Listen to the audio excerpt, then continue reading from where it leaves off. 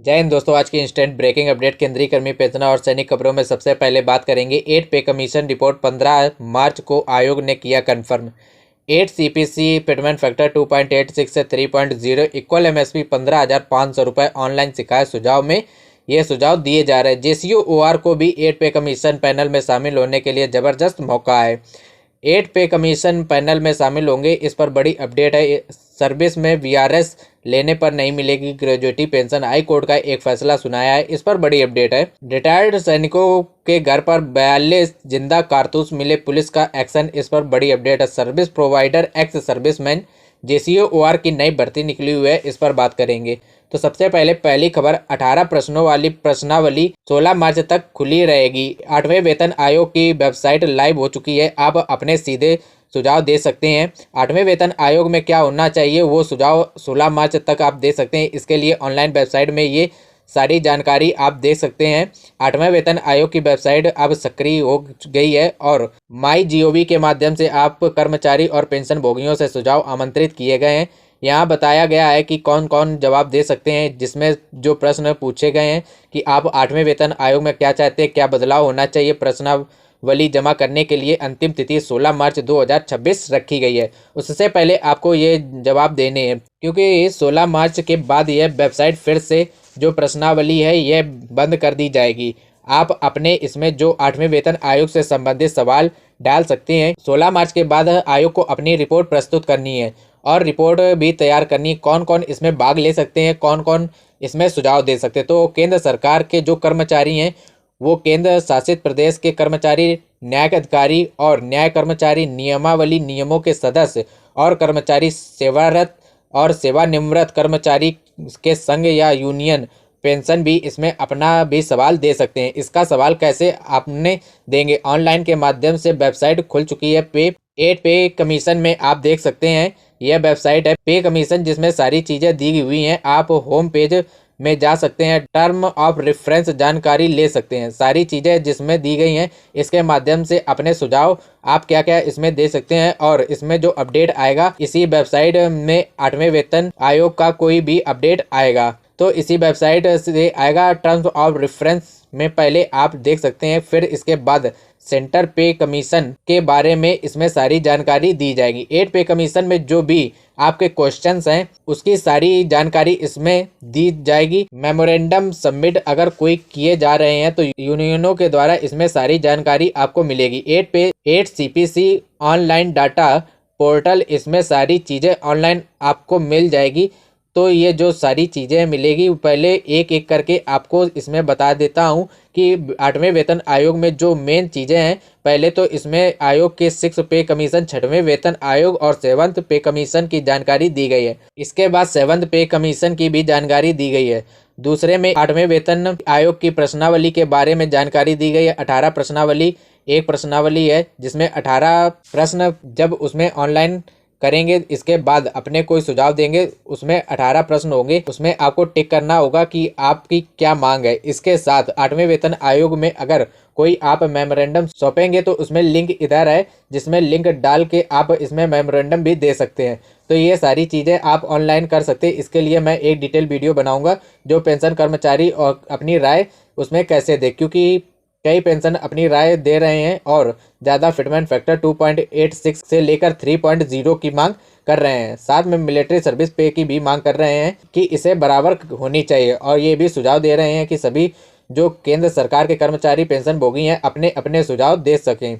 इसका एक मैं डिटेल वीडियो बनाऊंगा कि कैसे सुझाव आप दे सकते हैं, उसके ऑनलाइन कैसे उसमें प्रश्न है वो आप उसमें डाल सकते हैं।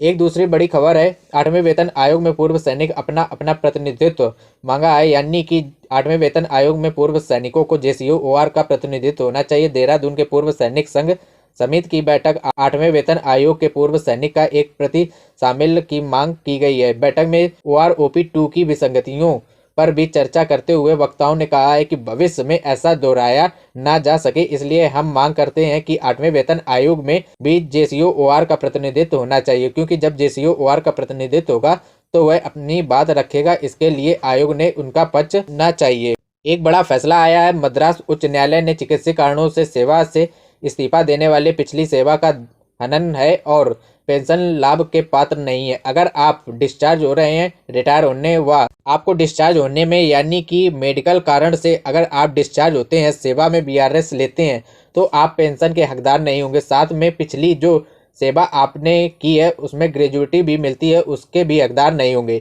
यह मद्रास उच्च न्यायालय का फैसला है। मद्रास उच्च न्यायालय की पीठ ने स्पष्ट किया है कि सेवा से इस्तीफा देने वाले भले ही चिकित्सीय कारणों से ही हो, पिछली सेवा अवधि जब्ती का कारण बनेगा। ऐसे में व्यक्ति को पेंशन लाभों के हकदार नहीं होंगे। चिकित्सीय कारणों के कारण सेवा समाप्त हो जाने की स्थिति में तमिलनाडु पेंशन नियम 1978 के तहत पेंशन की स्पष्टता को स्पष्ट किया गया है और पीठ ने कहा है कि पेंशन का भी गबन हो जाएगा अगर आप वीआरएस लेते हैं।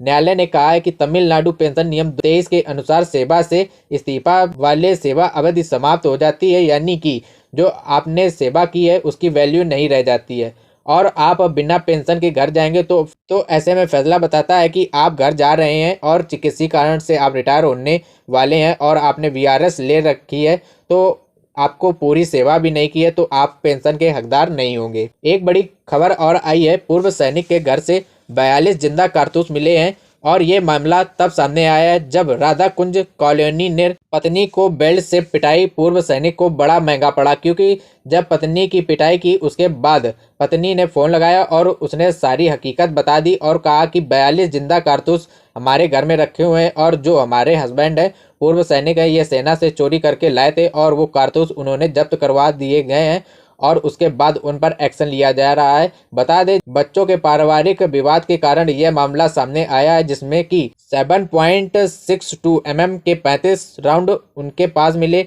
9 mm के 5 राउंड और 12 mm के 2 राउंड, 75 mm के 1 राउंड मिला है। इस तरह से उनके राउंड के घर बरामद हुए। पुलिस ने एक्शन लिया है और उनको गिरफ्तार किया। जॉब से लेटेस्ट अपडेट है, बता दें सर्विस प्रोवाइडर की भर्ती निकली हुई है lithium urban technology provider limited की तरफ से और उसमें अलग अलग जगहों पर ये वैकेंसी निकाली गई है। सबसे पहले मैं आपको बता दूं टोटल वैकेंसियां इसमें बेंगलुरु में 200, हैदराबाद में 100 वैकेंसी, एनसीआर में 50 वैकेंसी, चेन्नई में 30 वैकेंसी, मुंबई में 30 वैकेंसी, पुणे में 30 वैकेंसी।